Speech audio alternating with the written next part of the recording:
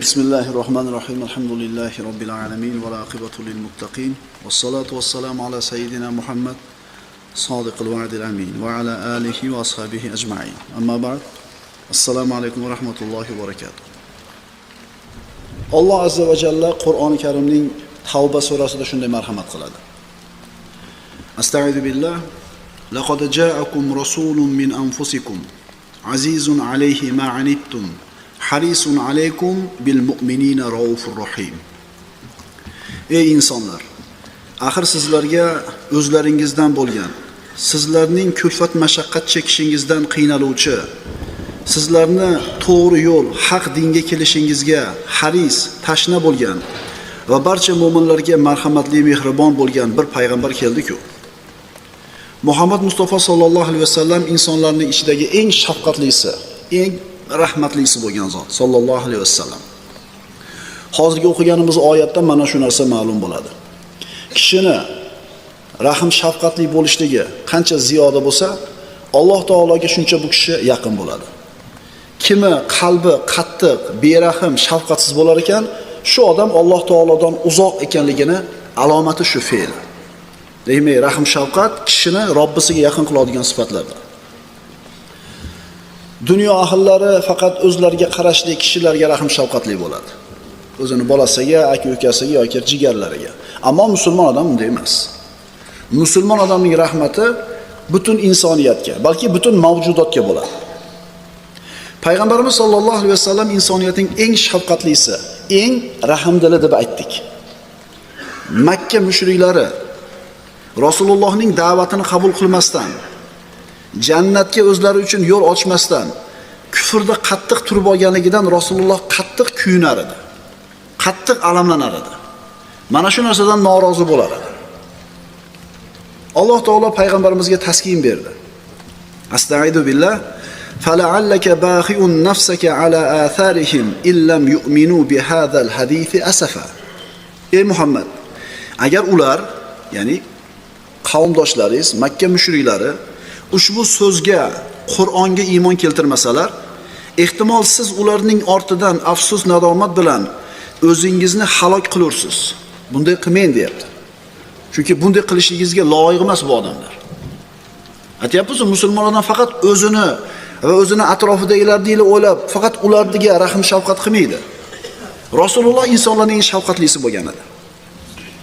Har qanday odam ham o'zining muammosi hal bo'lgandan keyin bo'ldi. Boshqa birovni o'ylamaydi. Faqat musulmon odam unaqa bo'lmaydi. O'zi haqni tanigandan keyin mana shu haqni tushunmayotgan atrofidagi aka-ukasi, do'sti, birodarlarga yetkazishlikka haris bo'ladi. O'zim tushundim, o'zim to'g'ri yuribman, boshqalar bilan nima ishim bor? Meni nima gapim bor? 3 marta aytib qo'ydim. Shunaqa gap bor. Hali ota-enalarda bo'ladi. Bolangizga aytmaysizmi, namoz o'qimaydimi desangiz, nima deydi? Men deydi, necha marta aytdim? 3 marta aytdim, bo'ldi, men unaqa bo'lmaydi. Bu bolangiz, bu bolangiz. O'tgan ketayotgan bolangizga kuyasan deb o'tiraversangiz, nima bo'ladi? O'shuning uchun yugurib borasiz, men 3 marta aytib qo'ydim. Deydimi? Demaydi. Musulmon odam. Mana shu hidoyatni taniganidan keyin boshqalarga ham ravo ko'radi. Payg'ambarimiz sollallohu alayhi vasallamdan hadis bor, birodarlar, og'ir. Rasululloh aytadilar: "Man asbaha falam yahtamma bi amril muslimina falaysa minhum." Diqqat qilinglar. Kim tong ottirsa-yu, musulmonlarning ishi uni o'ylantirmasa, ya'ni musulmonlarning ishiga beparvo bo'ladigan bo'lsa, falaysa minhum. Bu odam u musulmonlardan emas deydi. O'zingizdan so'rang-da, ertalab turdingiz, islom va musulmonlar haqida tashvish bormi kallangizda? Mana qo'shnim namoz o'qimayapti, shuni yetali. Mana u qo'shnim qiynalib qolganiga shunga bir ozgina yordam berib qo'yay. Falonchi bir ichib yuribdi, qiyshayib. Shunga bir nasihat qilay degan musulmonlar haqida tashvishingiz bormi tong ottirganingizda? Yo faqat shu qanaqa qilsam pul topaman, qanaqa qilsam shu uyimni to'g'rilayman, shumi? Hadis qaytaramiz. Kim tong ottirsa-yu, ammo musulmonlarning g'ami unda bo'lmasa, musulmonlarning ishi bilan ehtimom qilmasa, bu odam musulmonlardan emas dedi payg'ambarimiz sollallohu alayhi vasallam. Qaniydi shu hadisga hammamiz amal qilsak? Qaniydi? Umar ibn Xattob roziyallohu anhu xalifa bo'lib turgan davrida Ozarbayjondan u kishining oldiga bir xurmo olib kelishdi, holva olib kelishdi. Holva. Nima bu deb so'radi. Ana shu yurtlarda qilinadigan taom dedi. Bu taomni o'sha yerdagi hamma musulmon askar yeydimi? Ha, yo'q. Siz gap keldi alohida. Madinani faqirlarga ham berdinglarmi hammalariga? Ha, yo'q, faqat sizga olib keldik buni dedi. Umar ibn Xattob aytdi, Madinaning faqirlari og'izi tegmagan narsani yeyishlik Umarning qorni uchun harom dedi. Ana shu musulmonlarning tashvishi bilan yashashlik qanaqa bo'lishligi Umar ibn Xattob roziyallohu anhu hayotida aniq. Ana ko'rdinglar kinolarini ham birodarlar. Qorniga qarab taqarqari, amla taqarqari deydi. G'ururlaysanmi deydi. G'ururlamaysanmi deydi, baribir deydi. Ya'ni go'sht yemay qo'yganidan, yog' yemay qo'yganidan qonni qurib g'uldirashni boshlaydi. Ana shu musulmonlarga qiyinchilik davri bo'lganda, Madinada yeyish-ichishlik ozayib ketgan paytda, oziq-ovqat ozayib ketgan paytda Umar ibn Xattob o'zi go'sht ham yemaydi, yog' ham yemaydi. O'sha tuzni nonda shu quruq yo'g'irganidan qorni g'uldiraganidan aytadi qorniga. G'ururlaysanmi? G'ururlamaysanmi? Madinani yosh bolalari qorni to'yib go'sht yemaguncha sen go'sht yemaysan deydi. Bo'lmasam davlatda birinchi kishi edi. Yesa haqqi bor edi. Ana birodarlar. Mushriklarning iymonga kelmayotganligidan payg'ambarimiz ozor chekib, aziyat chekib, alamlanganida Alloh taolo g'am qilmang dedi. Rasulullohning bu tarbiyasini olgan Umar ibn Xattob mana bunday bo'lgan edi. Demak, rahmat masalasi. Qo'l ostidagilarimizga shafqatli bo'lishimiz, muloyim bo'lishimiz, kechirimli bo'lishimiz bizni xohishimiz emas. Bizni ixtiyorimizdagi narsa emas. Balki yelkamizdagi vojib bo'lgan narsa. Payg'ambarimiz aytadilar: "Ar-ruhamau yarhamuhumur rahman. Irhamu man fil ard, yarhamukum man fis sama." Rahmdil kishilarga Rahmon rahim qiladi. Rahmdil kishilarga Rahmon rahim qiladi. Yerdagilarga rahim qilinglar, osmondagi zot sizlarga rahim qiladi. Allohning rahmatidan, Allohning shafqatidan umidimiz bormi? Demak, qo'l ostimizdagi ishchilarga, ukalarga, shogirdlarga, qo'yinki qo'l ostidagilarga shafqatli bo'lishligi shart. Rahmatdan umid qilsangiz. Suraning davomida Alloh taolo shunday deydi. Astagfiru billah. Inna ja'alna ma 'alal ardi zinatan laha linabluwahum ayyuhum ahsanu amala. Qarang, har juma qori ukalarimiz o'qib beradi. Shu oyatlarni tushunaylik, nima deyilyapti bunda. Albatta biz bandalarimizdan qaysilari chiroyliroq amallarni qilishlarini sinamoq uchun yer ustidagi bor narsani unga zinat, bezak qilib qo'ydik. Yer ustida nimaiki bo'lsa bu zinat yer uchun. Shuni yaratishdan maqsad bandalarni sinashlik. Xuddi shu ma'noda bir qancha boshqa suralarda oyatlar bor. Allazi xalaqal mauta val hayata liyabluwakum ayyukum ahsanu amala. Ey insonlar, u Alloh taolo sizlarning qaysilaringiz chiroyliroq amal qilguvchi ekanligingizni imtihon qilish uchun o'lim va hayotni yaratgan zot. Qarang, dunyoda zinatini, yer yuziga chiroyini, zinatini yaratdik, chiroyli amal qilishinglarni sinash uchun. Alloh taolo o'lim bilan hayotni yaratdi nima uchun? Qaysinilar chiroyli amal qilishinglarni sinash uchun. Walakin liyabluwakum fima atakum. Lekin o'zi ato etgan narsalarda sizlarni imtihon qilish uchun. Liyabluwakum ayyukum ahsanu amala. Qaysilaringlar chiroyli amallarni qilishinglarni sinashlik uchun. Demak, o'lim bilan hayotda yaralishidan ham, yer yuzidagi zeb-zinatlarda bor bo'lishidan ham maqsad bitta ekan. Nima ekan u? Insonlarni qaysinisi qanaqa amal qiladi, sinashlik uchun ekan. Ibtilolar, imtihonlar, sinovlar. Bu hozirgi oyatdan ma'lum bo'ldi. Yer yuzini yaratilishligidan maqsad shu ekanligini Alloh taolo bayon qildi. Demak, imtihon, sinov koinotning nimasi ekan? Sunnati ekan. Dunyo birodarlar go'zal. Moli davlati go'zal, keng hovlilari go'zal, hashamatli binolari go'zal. ayollari go'zal, mashinalari go'zal. Yer yuzida nimaiki bo'lsa, Alloh taolo yer uchun bu narsalarni chiroy, ziynat qilib beraddi. Nima uchun? Sinash uchun. Ajibda, mana shu yerda dunyosi boyligini olsangiz, kambag'al ham sinaladi shu boylik bilan. Boy ham. Boy tushunarli, endi Alloh unga davlatni bergani uchun sinaldi. Kambag'al qanday qilib boylik bilan sinaladi? Boy Alloh bergan shu boyligini shukrini ado qiladimi? Shu bilan sinalsa, kambag'al shu davlatni Alloh bermaganligi uchun shu kuniga rozi bo'ladimi, bo'lmaydimi, shu bilan sinaladi. Yer yuzidagi hamma chiroy, boyli davlat, ayollar, markablar, chiroyli uylar, keng hovlilar kimdadir bor, kimdadir yo'q. Borlar halol topib, halol sarflab, shukrni ado qilsa yuksaladi. Yo'qlar rozi bo'lsa, sabr qilsa, shukr qilsa, bular ham yuksaladi. Qaysinisini yuksalishi osonroq?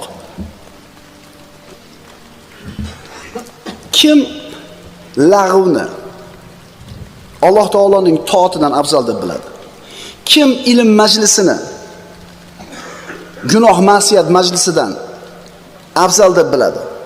Kim ozgina halol molni harom moldan ustun qo'yadi?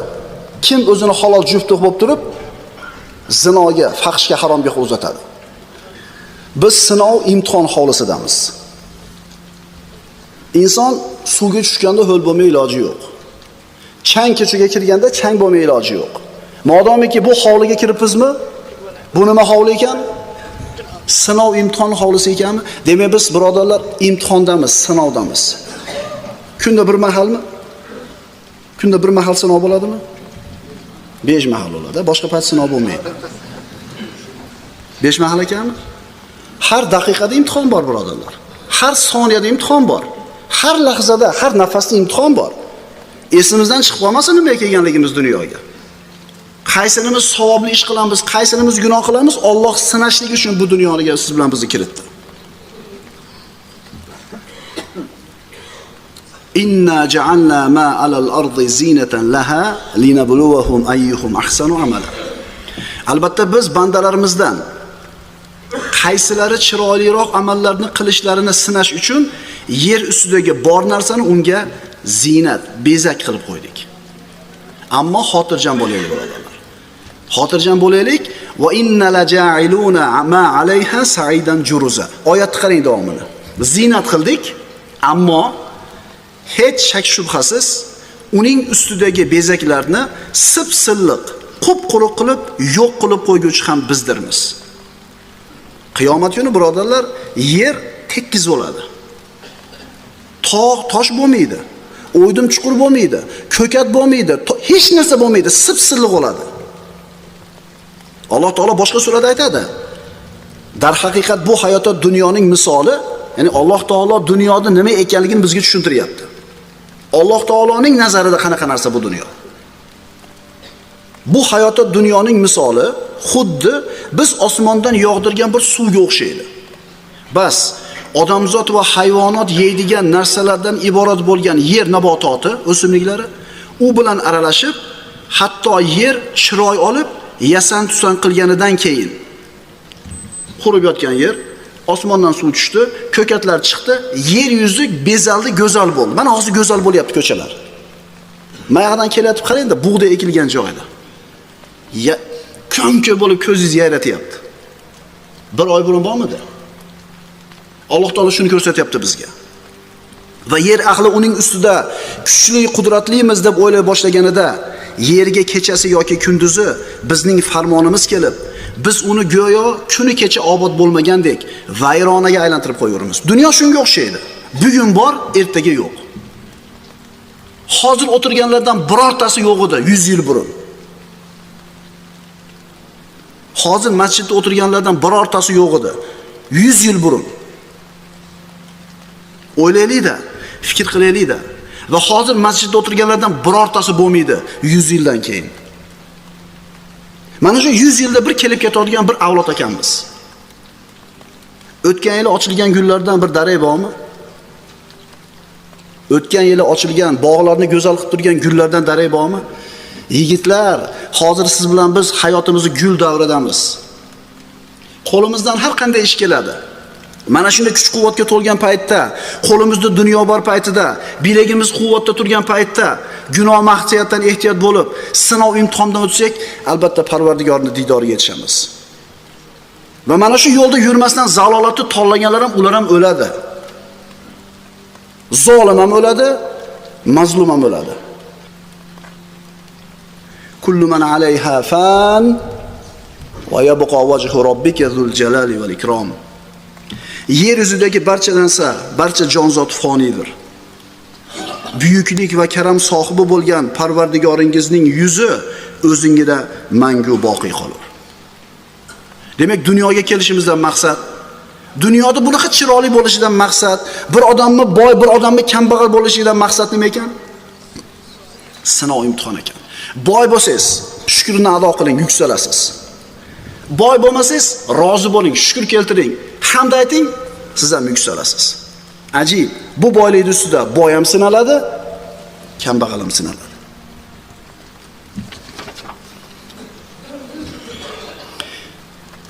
Bu o'tganlar bobida yana so'z davom etkisak, qabristonga boringlar-da.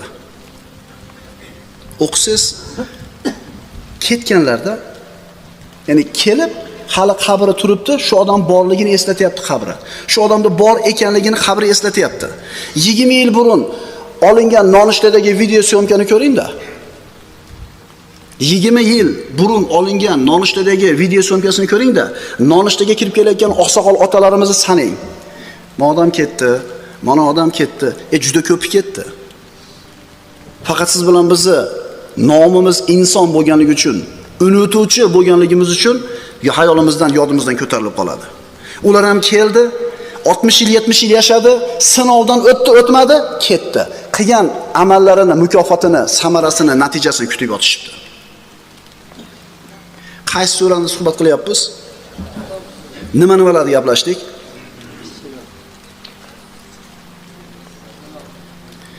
Dunyoni chiroyi sinov ekan, boylik ham sinov ekan.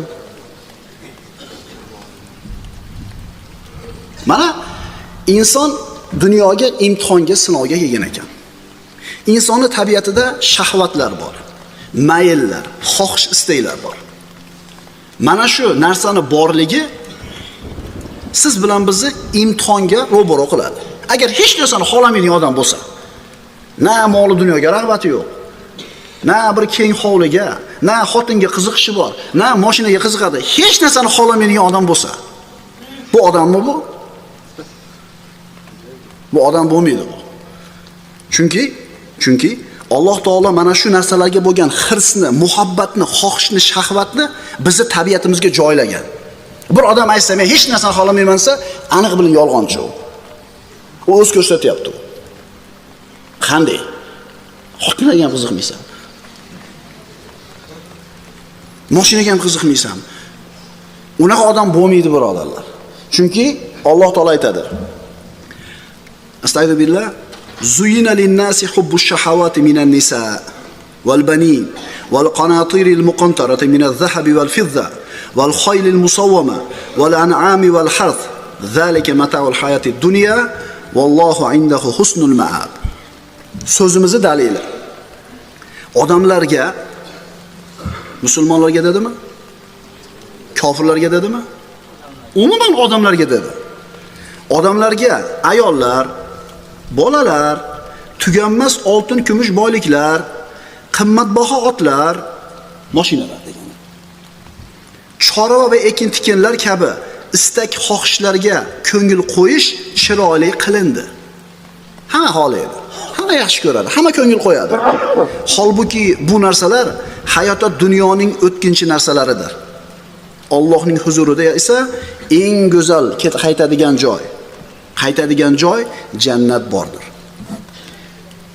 Kelishdiga, demak hammamizning tabiatimizda shu narsaga mayl, xohish, shahvat bor.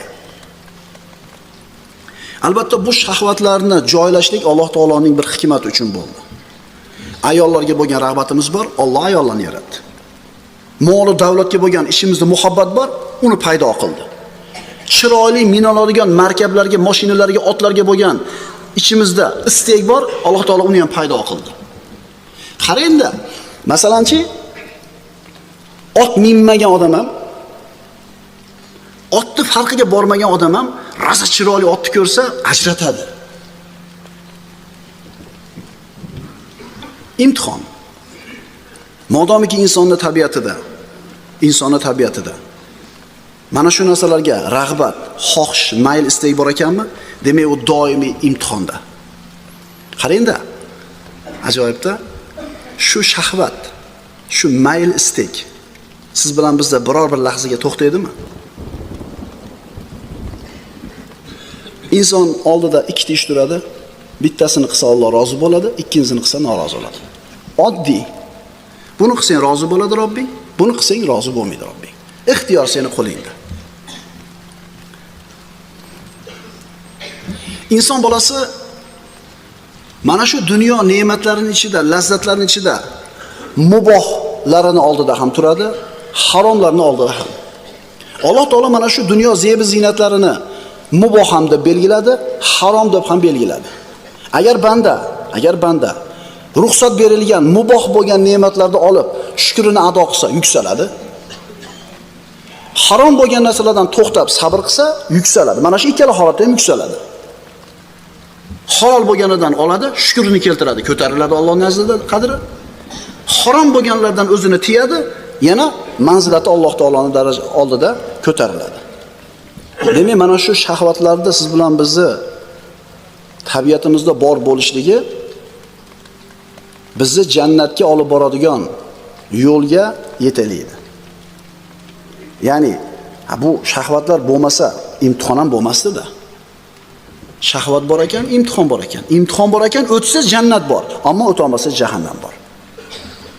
Xulosa qilib aytadigan bo'lsak, Alloh taolo siz bilan bizni ikrom qildi mana shu shahvatlarni tabiatimizga joylashligi bilan. Mana shu dunyoning hashamlari, ayollari, binolari, oltin kumushlarga bo'lgan muhabbatni qalbimizga joylashtirganligi nafsimizni poklash uchun bo'ldi. Agar imtihondan o'tsak.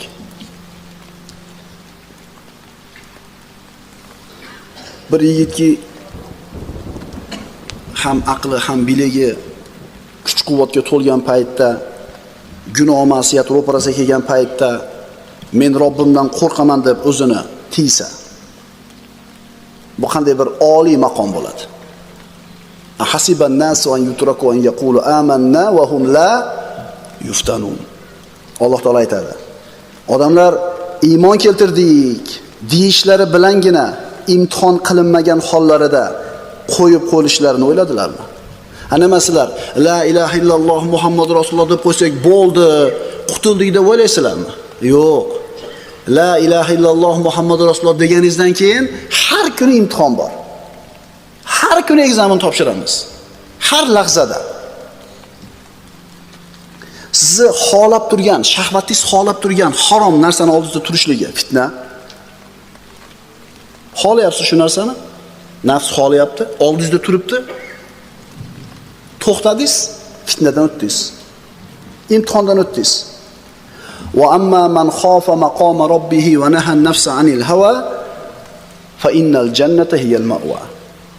Endi kim Parvardigorining huzurida turishdan qo'rqqan va nafsi havoyi xohishlardan qaytargan bo'lsa, u holda faqat jannatgina uning uchun joy bo'lar. Hech kim ko'rmagan joyda ko'zingizni zinodan tiyayotganligingiz ixlosingiz belgisi. Muborak bo'lsin birodar. Hech kim ko'rmayapti. Faxsh ko'rinish chiqdi. Shunday o'chirib qo'ya olasiz televizorda. Muborak bo'lsin. Bu Allohdan qo'rqqanligingiz uchun. Haqiqatan Allohdan qo'rqar ekansiz. Harom bir yolg'on aralashgan yoki bir birodar oshiqcha harom moli kelib qoldi. Hech kim bilmaydi. Olib borib egasiga berayotganligingiz yoki undan voz kechayotganligingiz taqvoning belgisi. Chunki aytayapti Alloh taolo, kim Robbisini oldida qiyomatda turishdan qo'rqib o'zini nafsini tiysa. Nafs nima deydi bu yerda? Nima deydi nafs? Qilaver deydi. Kim ko'rib o'tiribdi deydi.